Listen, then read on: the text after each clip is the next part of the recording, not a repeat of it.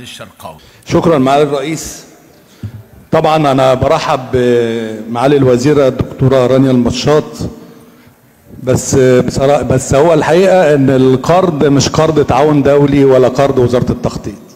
يعني عشان الزملاء اللي اتكلموا في ده قرض المستفيد منه وزارة المالية، وده محل استغرابي إن وزير المالية ما اهتمش يحضر في اللجنة ولا الجلسة العامة لقرض بالخطورة دي. قرض ب 500 مليون دولار، بس خطورته مش في قيمته، خطورته ان القرض ده مرتبط باجراءات تقوم بها الحكومة المصرية، منها تشريعات 11 اجراء، منهم 6 تشريعات، 6 تعديلات تشريعية. بمعنى عشان الناس تبقى معايا ان انت كل دفعة من القرض مرتبطة بمجموعة من الاجراءات، هتاخد الاجراءات هديك الدفعة، وده تدخل في الشأن الداخلي المصري شئنا ام ابينا. دي الحقيقة، وده البداية لأمر خطير جدا.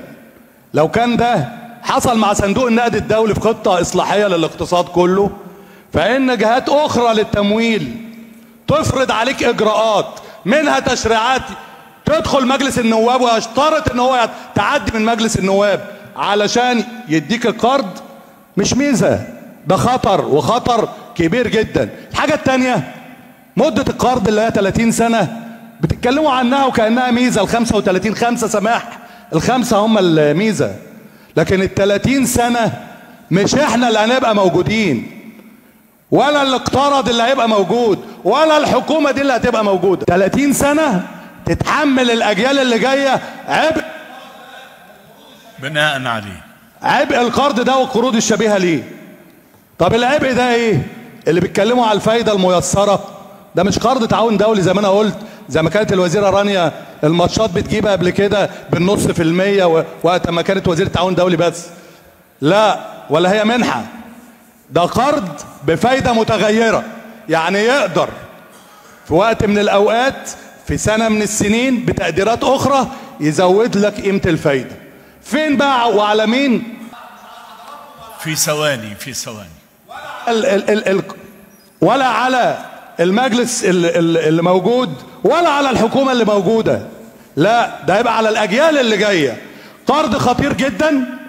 قرض قلنا قبل كده وخرجنا بالحوار الوطني، قلنا سقف الدين لازم يبقى في سقف للدين. الحكومة عملت بدعة، جابت سقف دين متغير.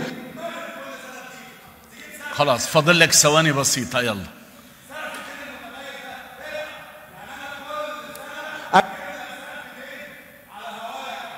طيب ده معناه ان سيل الديون ما وقفش وما فيش نية اللي هو يقف. انا برفض وبضمير مستريح هذا القرض، وبدعوكم لرفض هذا القرض. طيب. شكرا.